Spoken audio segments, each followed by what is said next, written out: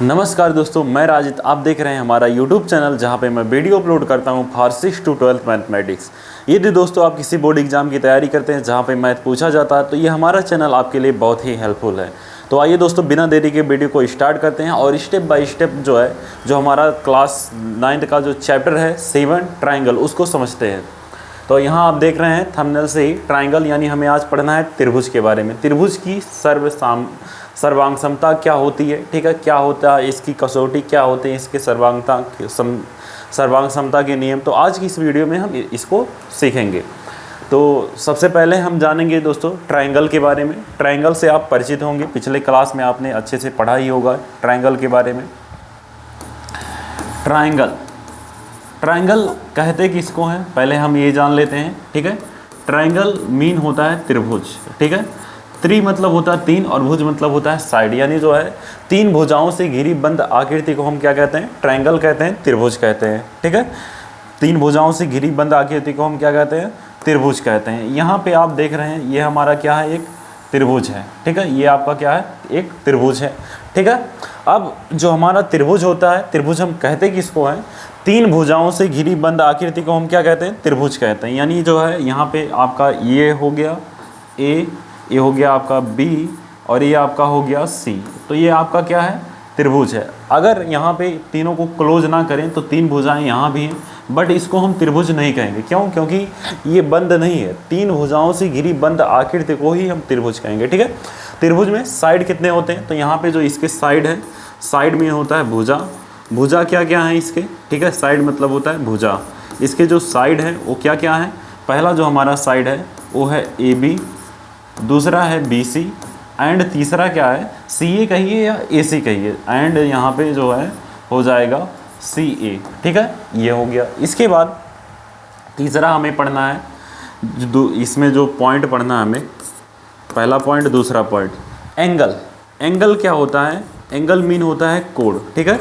Angle mean क्या होता है, कोण। और कोण कहते किसको हैं, कोण किसे कहते हैं, दो रेखाओं के बीच के झुकाव को हम क्या कहते हैं, कोण कहते हैं। तो यहाँ पे आप देख रहे हैं एक कोण यहाँ बन रहा है, एक कोण यहाँ बन रहा है, एक कोण यहाँ बन रहा है। यानी जो है इस जो है ट्राइंगल में कितने एंगल बन रहे हैं, 3 एंगल बन रहे हैं। कौन कौन, angle A, angle B, angle C, ठीक है। तो यहाँ पे हम लिखेंगे एंगल यानी जो कोण है, एंगल ए एंगल का जो है क्या होता है, सिंबल होता है। कोण को हम ऐसे ही रिप्रेजेंट करते हैं, ठीक है। तो और ट्रायंगल को हम ऐसे त्रिभुज छोटा सा बना देंगे। ये हमारा ट्रायंगल का जो है क्या हो गया, सिंबल हो गया, वो हमारा क्या हो गया, कोण का। तो कोण ए हो गया, angle A, angle B and जो है क्या हो जाएगा, एंगल सी हो जाएगा। तो ये हमारे हो गए एंगल, ठीक है।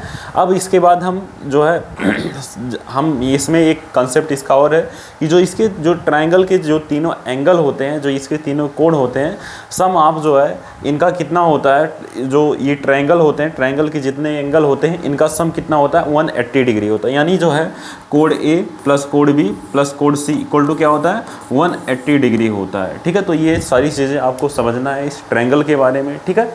तो आपने समझ लिया होगा ट्रायंगल कहते किसको है, तीन भुजाओं से घिरी बंद आकृति जो होती है वो हमारी ट्रायंगल होती है। त्रिभुज होती है, त्रिभुज में 3 साइड होते हैं, 3 एंगल होते हैं और sum of all angle equal to क्या होता है, 180 डिग्री होता है। तो इतना चीज़ें आपको अच्छे से समझ में आ गया होगा।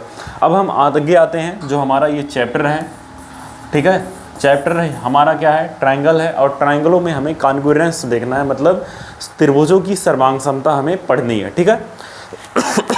सॉरी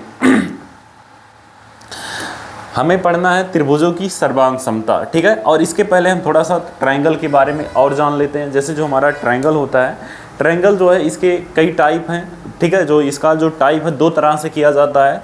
एक पहला जो इसका प्रकार है वो क्या होता है, यहाँ पे एक लाइन हम बना दे रहे हैं। जो त्रिभुज होता है, ट्रायंगल होता है, ठीक है, ये ट्रायंगल आपका हो गया। ये बेसिस ऑफ एंगल, मतलब जो है बेसिस ऑफ एंगल का मतलब होता है टाइप ऑफ ट्रायंगल, ठीक है। ये type of triangle, basis of angle मतलब जो है कोण के आधार पे त्रिभुज के प्रकार। और दूसरा हमें पढ़ना है ट्रायंगल, जो किसके बेस पे पढ़ना है, टाइप ऑफ ट्रायंगल। ये आपका जो है क्या है, टाइप ऑफ ट्रायंगल है, ठीक है, मतलब त्रिभुजों के प्रकार है, ठीक है। तो यहाँ पे जो ट्रायंगल हमें पढ़ना है वो किसके जो है बेस पे पढ़ना है, basis of side, basis of side मतलब होता है भुजाओं के आधार पे। तो आपने पढ़ा होगा जो है पिछले क्लास में कि जो हमारा बेसिस ऑफ साइड होता है मतलब भुजाओं के आधार पे त्रिभुज के प्रकार। तो ये आपका होता है भुजाओं के आधार पर त्रिभुज के प्रकार, ठीक है। और ये किसके बेस पे है? कोणों के आधार पे त्रिभुज के प्रकार। ये है आपका कोणों के आधार पर त्रिभुज के प्रकार, ठीक है। तो यहाँ पे आप देख रहे हैं जो हमारा ट्रायंगल है ये जो है बेसिस ऑफ साइड ये 3 टाइप का होता है। कौन कौन सा? पहला होता है आपका समबाहु त्रिभुज, ठीक है। समबाहु त्रिभुज इक्विलेटरल ट्रायंगल होता है, ठीक है। समबाहु त्रिभुज, सम मतलब होता है बराबर और बाहु मतलब होती है भुजा। ऐसा त्रिभुज जिसकी तीनों भुजाएं क्या होती हैं? बराबर होती हैं, इक्वल होती हैं, उसे हम क्या कहते हैं? समबाहु त्रिभुज कहते हैं, ठीक है। जैसे आप यहाँ फिगर के माध्यम से समझेंगे कि ट्रायंगल हमारा जो है ये समबाहु त्रिभुज क्या होता है, इसको आप देखेंगे। ये हमारा क्या है? ये हमारा है समबाहु त्रिभुज है। ये हमारा कौन सा त्रिभुज है? समबाहु। इसकी तीनों भुजाएं क्या हैं? बराबर हैं, ठीक है। तो जिसकी तीनों भुजाएं बराबर होती हैं उसे हम क्या कहते हैं? उसे हम कहते हैं इक्विलेटरल ट्रायंगल कहते हैं। दूसरा आपका होता है, दूसरा क्या होता है आपका? दूसरा आपका होता है जो है यहाँ पे समबाहु हो गया, समद्विबाहु त्रिभुज, समद्विबाहु त्रिभुज, ठीक है। समद्विबाहु त्रिभुज, समद्विबाहु त्रिभुज क्या होता है? सम मतलब होता है बराबर और द्वि मतलब होता है दो और बाहु मतलब भुजा। ऐसा त्रिभुज जिसकी दो भुजाएं बराबर होती हैं, ठीक है। तो ऐसा त्रिभुज जिसकी दो भुजाएं बराबर होती हैं उसे हम क्या कहते हैं? उसे हम कहते हैं समद्विबाहु त्रिभुज, ठीक है। उसे हम क्या कहते हैं? उसे हम कहते हैं समद्विबाहु त्रिभुज, ठीक है। जैसे यहाँ पे कुछ फिगर इस तरह से बना रहे हैं, ठीक है। ऐसा त्रिभुज जिसकी दो भुजाएं बराबर हों, ठीक है। इसको हम थोड़ा सा ऊपर कर दे रहे हैं यहाँ से। ऐसा त्रिभुज जिसकी क्या हो? दो भुजाएं बराबर होती हैं उसे हम क्या कहते हैं? उसे हम कहते हैं समद्विबाहु त्रिभुज, ठीक है। जैसे यहाँ पे है, ठीक है। इसके बाद जो तीसरा होता है, तीसरा आपका क्या होता है? तीसरा आपका होता है विषमबाहु त्रिभुज, ठीक है। तीसरा क्या होता है? विषमबाहु त्रिभुज, ठीक है। विषमबाहु त्रिभुज मतलब ऐसा त्रिभुज जिसकी कोई भी साइड क्या हो? विषम मतलब बराबर ना हो और बाहु मतलब भुजा, ठीक है। तो ऐसा त्रिभुज जिसकी एक भी भुजा बराबर नहीं होती है उसे हम कहते हैं विषमबाहु त्रिभुज। यानी एक साइड आपका ऐसा हो, दूसरा आपका यहाँ तक जाए, मतलब थोड़ा दूर तक हो रहे, और फिर इसके बाद ऐसे तीसरा साइड मिला रहे, ठीक है। तो यहाँ पे हम देख रहे हैं इस त्रिभुज की कोई भी साइड क्या है? इक्वल नहीं है। तो ऐसा जो ट्रायंगल होता है उसे हम कहते हैं विषमबाहु त्रिभुज कहते हैं, ठीक है। तो ये आपको अच्छे से समझ में आ गया होगा कि ये जो है समबाहु त्रिभुज क्या होता है, विषमबाहु त्रिभुज क्या होता है, ठीक है, और समद्विबाहु त्रिभुज क्या होता है। तो ये आपको अच्छे से समझ में आ गया होगा। अब हम जो है बेसिस ऑफ एंगल मतलब जो त्रिभुज का टाइप है ये बेसिस ऑफ एंगल के बेस पे हम देखेंगे। तो ये भी जो है इसके आधार पे भी त्रिभुज 3 प्रकार का होता है। पहला होता है जो है आपका न्यून कोण त्रिभुज इक्विलेटरल ट्रायंगल, ठीक है। ये आपका होता है, आपका क्या होता है भाई?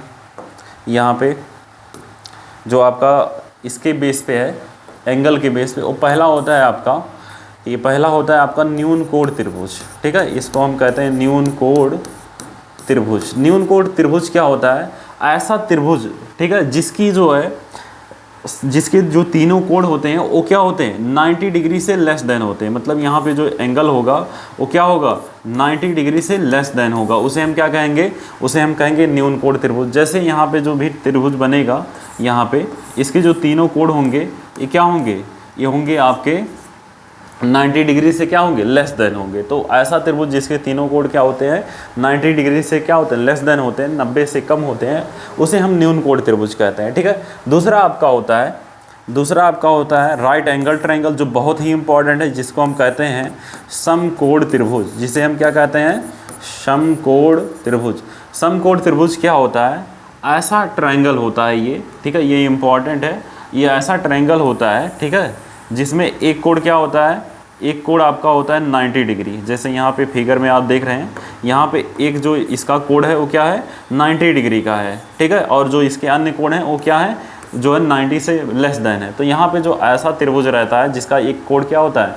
90 डिग्री होता है, उसे हम राइट एंगल ट्रायंगल कहते हैं। और ये जो है इसे हिंदी में समकोण त्रिभुज कहते हैं, ठीक है। यहाँ पे इस तरह का अगर सिंबल बना है इस तरह का, ठीक है, ऐसे करके, तो ये हमारा जो है राइट एंगल का क्या है? सिंबल है। मतलब यहाँ पे जो है राइट एंगल का वैसे तो जब लिखेंगे आप तो ऐसा रहेगा, लेकिन फिगर में कुछ यूँ तरह से आपका दिखेगा, और वैसे इसका जो परपेंडिकुलर का सिंबल होता है ये होता है, ठीक है। तो ये हो गया समकोण त्रिभुज। इसके बाद जो तीसरा होता है, तीसरा आपका होता है अधिक कोण त्रिभुज। तीसरा क्या होता है आपका? अधिक कोण त्रिभुज। अधिक कोण त्रिभुज किसे कहते हैं? ऐसा त्रिभुज जिसका एक कोण क्या होता है, 100, मतलब जो है यहाँ पे ऐसा त्रिभुज जिसका एक कोण क्या हो 90 से लेस देन, 90 से ग्रेटर देन हो और 180 से लेस देन हो। यानी यहाँ पे एक कोण जो है इसका 120 अंश है, ठीक है। इसका एक कोण क्या है 120 अंश है। तो यहाँ पे ये जो कोण है 90 से ग्रेटर देन है और 180 से क्या लेस देन है। तो यहाँ पे ये जो त्रिभुज बनेगा इसको हम कहेंगे अधिक कोण त्रिभुज कहेंगे। तो ये आपका जो है ये हो गया बेसिक इसके बारे में। अब हमारा जो मेन टॉपिक है वो क्या है? मेन टॉपिक हमारा है कॉन्ग्रुएंस ऑफ ट्रायंगल, ठीक है। कॉन्ग्रुएंस ऑफ ट्रायंगल क्या होता है? त्रिभुजों की सर्वांग समता, इसे हमें पढ़ना है, ठीक है। तो जो कॉन्ग्रुएंस ऑफ ट्रायंगल होता है, त्रिभुजों की सर्वांग समता, हम कहते किसको हैं पहले ये जान लेते हैं। तो त्रिभुज जो है सर्वांग समता किसे कहते हैं? सर्वांग समता का जो सिंबल होता है वो क्या होता है इसको हम जानते हैं। तो सर्वांग समता हम किसे कहते हैं? ऐसी जो आकृतियाँ होती हैं जिनके आकार तथा माप क्या होते हैं? समान होते हैं। मतलब ऐसी जो आकृति रहे जिसका क्या हो? आकार तथा माप दोनों समान हो, ठीक है। ऐसी आकृतियाँ जिनका आकार तथा क्या हो? जिनका आकार तथा माप दोनों क्या होता है? समान होता है। तथा माप, ऐसी आकृतियाँ जिनका आकार तथा माप क्या होता है?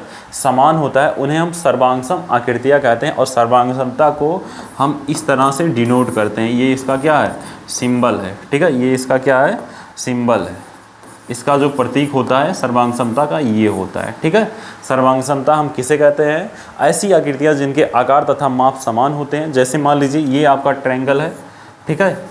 जैसे ये ट्रायंगल है सेम उसी आकार तथा माप का ये भी ट्रायंगल है। तो ये दोनों क्या हो गए? एक दूसरे के क्या हो गए? कॉन्ग्रुएंस हो गए, मतलब एक दूसरे के सर्वांगसम हो गए। इसी प्रकार से मान लीजिए दूसरी आकृति, एक या स्क्वायर है और ये भी क्या है आपका? स्क्वायर है। तो यहाँ पे जो ये स्क्वायर बन रहे हैं ये कैसे स्क्वायर हैं? ये जो है क्या है? कॉन्ग्रुएंस, मतलब जो सर्वांगसम स्क्वायर है। मतलब ये स्क्वायर इस स्क्वायर के क्या है? सर्वांगसम है, कॉन्ग्रुएंस है। क्यों? क्योंकि जो इसका आकार है, ठीक है, और इसका भी जो शेप है दोनों क्या है? इक्वल है। इसके आकार तथा माप क्या है? बराबर है। तो उन्हें हम क्या कहेंगे? सर्वांगसम कहेंगे। तो ऐसी आकृतियाँ जिनके आकार तथा माप समान होते हैं उन्हें हम सर्वांगसम आकृतियाँ कहते हैं। तो ये आपको अच्छे से समझ में आ गया होगा कि सर्वांगसमता क्या होता है, ठीक है, और इसका प्रतीक क्या होता है, ठीक है। अब हम सर्वांगसम करेंगे कैसे सर्वांगसमता होता है और इसके जो कुछ रूल हैं उसको हम देखते हैं, ठीक है। तो यहाँ पे हम कुछ इसका जो रूल होता है उसको हम देखते हैं। तो जैसे मान लीजिए जो त्रिभुज है यहाँ पे, ठीक है, त्रिभुज के लिए जो सर्वांगसमता की जो कसौटी होती है ये जो है मेनली आपको 4 या 5 तरीके का जो आपकी बुक में है वो पूछेगा। तो पहला होता है यस यस यस, जिसको हम कहते हैं साइड साइड साइड, यानी भुजा भुजा भुजा सर्वांगसमता होता है। दूसरा होता है आपका ए मतलब एंगल एंगल एंगल, ठीक है। तीसरा आपका होता है साइड, एक साइड रहेगा फिर एंगल रहेगा फिर साइड रहेगा, ठीक है। चौथा आपका होता है एंगल साइड एंगल, ठीक है, तो ये हो गया। और पांचवा क्या होता है? पांचवा आपका होता है राइट एंगल, हाइपोटेन्यूस और साइड होता है। तो इस तरह से जो है आपको 5 इसमें पढ़ना है टॉपिक। जैसे ये यस यस यस क्या होता है? ए क्या? यस यस का मतलब होता है यहाँ पे साइड साइड साइड, ठीक है। तो साइड साइड साइड जो सर्वांगसमता होती है ये क्या होती है, इसको हम जो है कैसे समझ सकते हैं, ठीक है। तो ये हम देखते हैं। तो जो यस यस यस का मतलब होता है, जैसे मान लीजिए यहाँ पे कोई ट्रायंगल है आपका, जैसे हमने यहाँ बनाया ये ट्रायंगल है, ठीक है, ये आपका ट्रायंगल हो गया। दूसरा ट्रायंगल हमने यहाँ पे बना दिया, ये आपका हो गया। और हमने कह दिया ये एक दूसरे के क्या है? कॉन्ग्रुएंस, यानी जो है यहाँ ए बी बरा और सी डी, यहाँ पे ए बी सी और यहाँ पे आपका पी क्यू आर। अब हमने कह दिया ये जो है त्रिभुज कॉन्ग्रुएंस है। तो इनको हम कैसे लिखेंगे? तो इसका जो रूल है इसको आप देखिए। जैसे यहाँ पे ये दोनों त्रिभुज सर्वांगसम हमें करना है। यहाँ पे ऐसा दिया है कि इसके जो तीनों साइड हैं वो एक दूसरे के क्या हैं? बराबर हैं। तो यहाँ पे ए बी हम कहेंगे त्रिभुज ए बी सी व त्रिभुज पी क्यू आर में हम कहेंगे यहाँ पे ए बी बराबर यहाँ पे पी क्यू, ए बी बराबर किसके है, पी क्यू है। दूसरा हम कहेंगे बी सी, ठीक है, बी सी बराबर किसके है भाई, क्यू आर है, बी सी बराबर क्यू आर हो गया। इसके बाद सी ए बराबर किसके हो गया, पी आर हो गया, ठीक है, सी ए बराबर पी आर हो गया। यानी ये क्या है, आपका साइड है या भुजा लिख सकते हैं, ये भी आपका साइड है, ठीक है, और ये भी आपका साइड है। और इसको हम लिखेंगे दिया है सब, यहाँ कोष्टक में क्या लिखते हैं, दिया है, यहाँ पे हम लिखेंगे दिया है, ठीक है, गिवन, ये भी दिया है और ये भी दिया है, तीनों चीज़ें दी हैं, ठीक है। तो जो दिया रहता है या अपनी मर्ज़ी से मानते हैं उसको आप क्वेश्चन के अकॉर्डिंग समझेंगे तो और अच्छे से समझ में आएगा।